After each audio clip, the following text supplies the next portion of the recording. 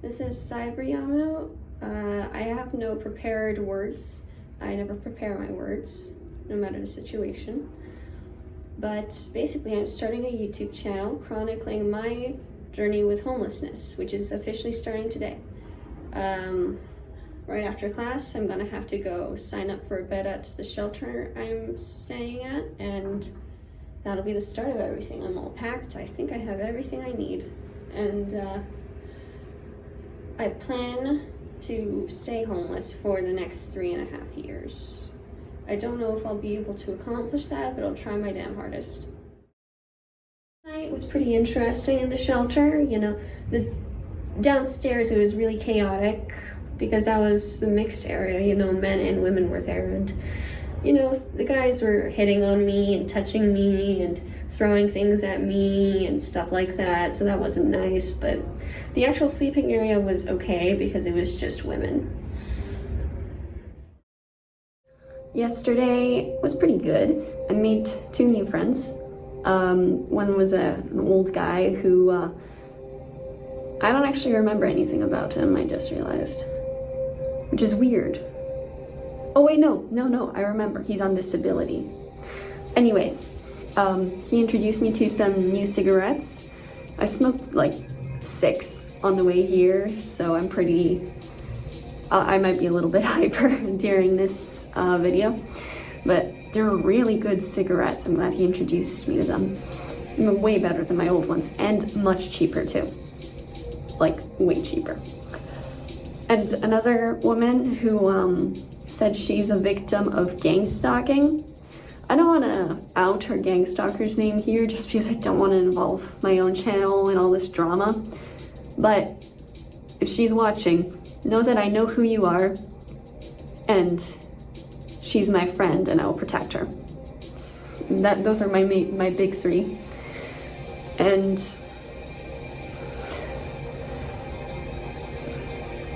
I'm sorry.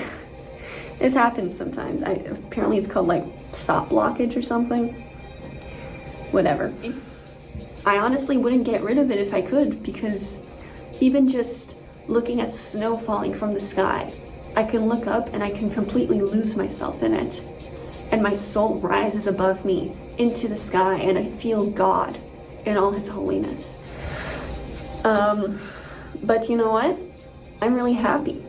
Which is weird to say because, like, I cry a lot, or at least I used to before I became homeless. I actually haven't cried since I became homeless. But I have a lot of emotional breakdowns. Gotta embrace the pain.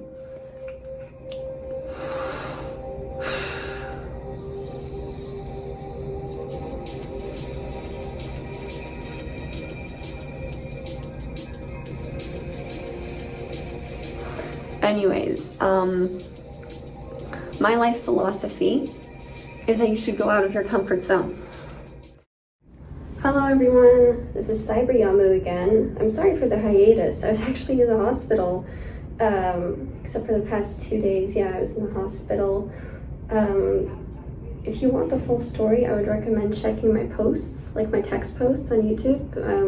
I posted very often this week and described what was going on, but basically I attempted suicide. I took 40 pills of Benadryl, and I locked myself in a bathroom, and I survived, obviously. My friends found me, and I was in the hospital after that. I waited in the ER for about 5 days, and then I stayed about 1.5 days in the psych ward before I was discharged.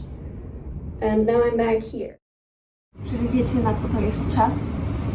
To jest czas na zabawę.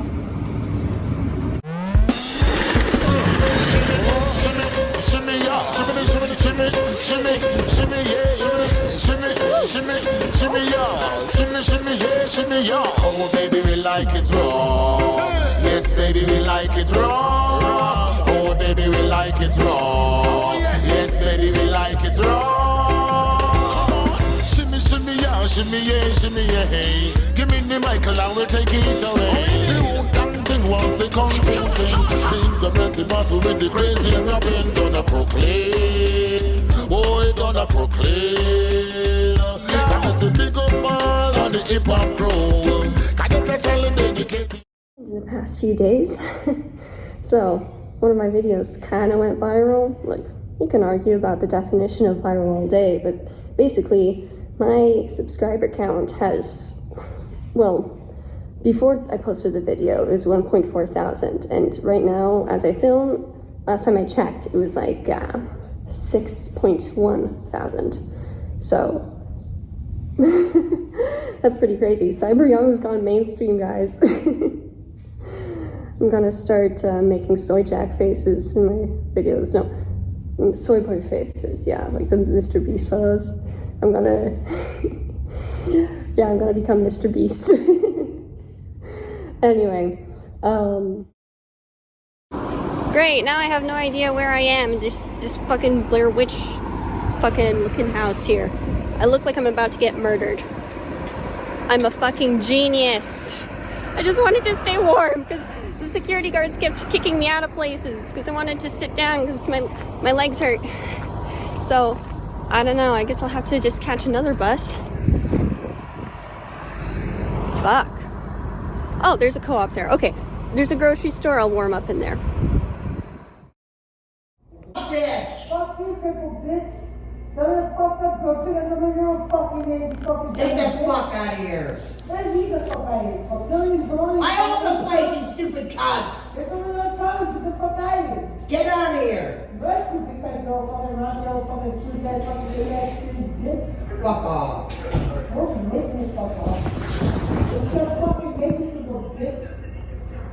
Oh, fuck!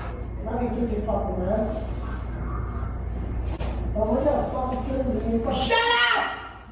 Fuck! Check out that drip, that poise, that ease of speed. Look at her zoom. Look at her smile.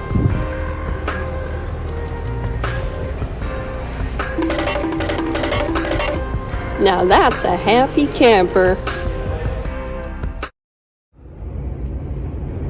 I have issues with my mood. You know, not usually, but sometimes I have these weird times when, like, I go on like self-destructive binges, or I don't know, I start feeling like everything's awesome and I just start doing a bunch of stupid shit. And I have mood swings. Earlier today, it's like I became a different person, which is what I feel a lot of the time. That I become a different person with completely different goals and priorities. And in that moment, the most important thing was for me to express myself, to make myself as big and loud as possible. So I just said the most vulgar and obscene stuff that came into my head, and I just screamed. You know, I screamed in real life too. Yeah, I screamed at some staff at the shelter, which I'm not proud of. It's not even that I felt angry, it's just that, I don't know, I felt energy and I needed to get it out, I guess. And usually, in an ordinary state of mind, it would occur to me that it's not okay to express it like that, but it's like I became a different person, I guess. I didn't care. Hello, viewer. You might not know who I am. I certainly don't know who you are.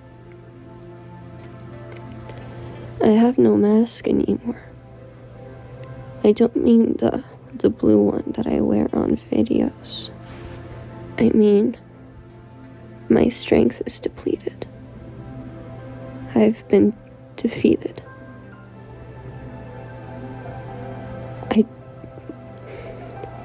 Maybe it would have been better if, when I was dying in the womb, when the doctors did the C-section on my mom, if they had failed, I'd stopped breathing. I was so close, but I survived, and I grew up.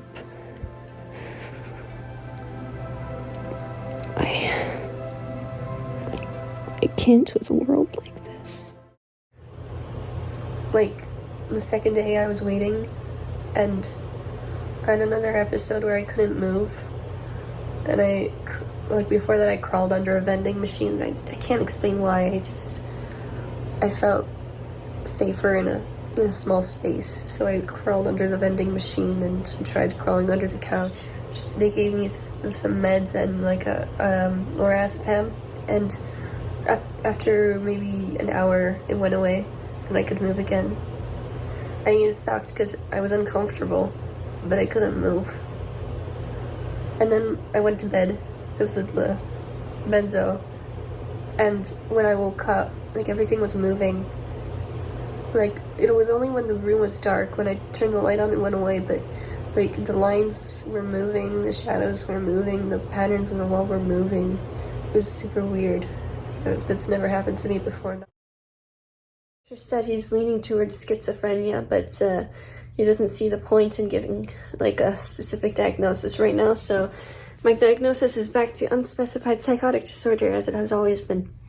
So that's, yeah, it's just stressful because of, I feel like that presence has embedded itself into me, into my heart, so that everything is under control.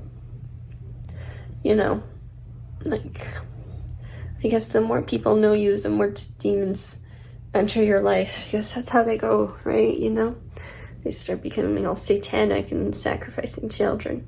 I don't want to be like that. I don't want to bend to the whims of a demon, but I think I'm starting to understand more that it's not just about want, it's about fear. A fear of what a demon will do to you when you have that much power, not just what you want. It's not like just transactional. Some of them are scared for their lives, but it doesn't matter. It doesn't matter if I go to hell forever. I can't. So yeah, it's stressful. I thought of maybe translating for her the presence, but I don't like, on one hand I like the idea of spreading awareness of what these presences are like, but I also don't want to be her vehicle, you know? I don't want to do things for her. Well, I have been, but not to other people, you know? I don't want to I don't want to involve other people. So I'm gonna have to think about that. But I just don't care anymore. I don't feel particularly human anymore, to be honest. I just kind of feel like a presence, a consciousness. I can see and feel. I don't really feel like myself anymore. I feel like the person I used to be is gone.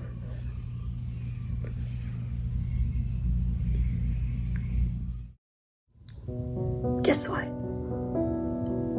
Guess where I am?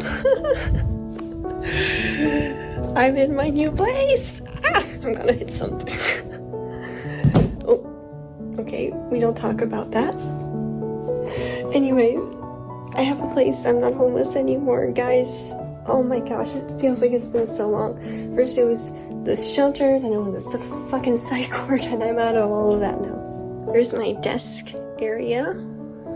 Here is like a closet / torture chamber. Well, it's not a closet at all. It's just a torture chamber. Here's the door, bed, actual closet. Yay! Woo! But either way, I'm doing good on the new medication. So I stayed in the psych ward for about a month and a half until a social worker was able to get me on disability pay. And now I have enough to rent a room. I have other roommates and a landlord, and I live in the basement, which I actually really like because I'm a bit of a homebody and I don't like the natural light. I'm a vampire. And yeah, I'm actually very, very happy with my life right now. So I got diagnosed with schizoaffective disorder, which is actually a bit different from schizophrenia. It is basically at least in my type, bipolar disorder plus schizophrenia, which sounds like it would be worse than schizophrenia, but actually the prognosis is quite a bit better. So I'm happy about that. Not about having schizoaffective disorder, but about the better prognosis. And yeah,